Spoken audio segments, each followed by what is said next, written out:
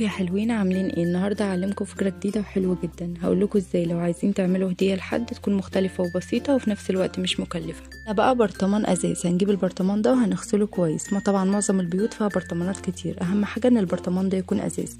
هنجيب بقى ورق فوم من المكتبه، اي لون بقى زي ما تحبوا.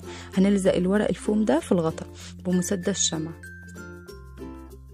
بدأت ان انا اعمل داير كده بالفوم حوالين الغطا، وبعد كده هبدأ ان انا اقطع حتت كده بحيث ان انا اقدر ان انا الزق الزوايا بتاعه الغطا دي كويس.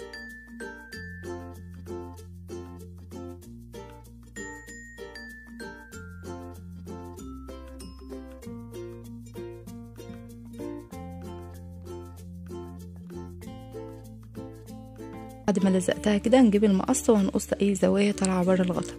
بعد بقى كل الكلام ده معانا بقى الشريط ده كان متوفر عندي. لو هو مش موجود عندكم ممكن نستبدله بشريط ستان، يعني زي ما تحبوا. اي شريط موجود ينفع ان احنا نزين بيه الغطا، مفيش في اي مشكله. ده بقى ورق شعر موجود برضك في المكاتب، اي مكان. الورق الشعر ده احنا بنزين بيه الهدايا. حطيت منه بقى جوه البرطمان كده وظبطت. حطوا بقى كتير، حاجه بسيطه زي ما تحبوا. بعد كده هنجيب اي ورق. لو عندكم ورق متوفر في البيت تمام، ما عندكوش ممكن تجيبوا اي فرخ لوح ابيض او اي لون زي ما تحبوا من المكتبه، وتقطعوه مربعات كده صغيره بحيث ان احنا نكتب فيه، والجمل برضك ما تبقاش كبيره. هنقطعه مربعات وبعد كده هنلفها كده. بعد كده هنلف الورق ده، ودي حلقات كانت صغيرة كانت موجودة عندي. لو هي مش موجودة عندكم ممكن تشتروها او تجيبوا سلك كده، في سلوك كده صغيرة رفيعة ممكن تجيبوها وتقطعوها دواير، تلفوها على اي حاجة وتعملوها دواير صغيرة، او تربطوا الورق ده بشريط ستان او بخيط رفيع، يعني زي ما تحبوا. كل حاجة متوفرة مفيش مشكلة. هنحط بقى الورق ده جوه البرطمان. حطيت الورق في قلب البرطمان بس من غير ما اكتب، لكن انتوا بقى هتكتبوا الكلام اللي انتوا عايزينه وبعد كده تلفوه وتحطوه جوه البرطمان. ده ورق انا كنت طبعاه ستيكر مجهزاه على برنامج بيكس ارت.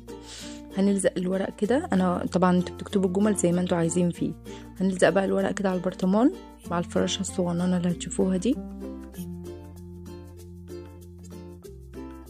جيب بقى بعد كده شريط ستان. طبعا يعني الشريط ده زي ما انتوا عايزين لونه، على حسب بقى الالوان اللي انتوا عاملينها في البرطمان. هنجيبه كده ونعمله فيونكة صغيرة، طبعا يعني اصغر ما تتخيلوا. ممكن تعملوا فيونكة نون قوي. بعد كده هنلزق الفيونكة دي على الغطا، على الغطا كده من قدام، يعني جهة الكلام كده. تمام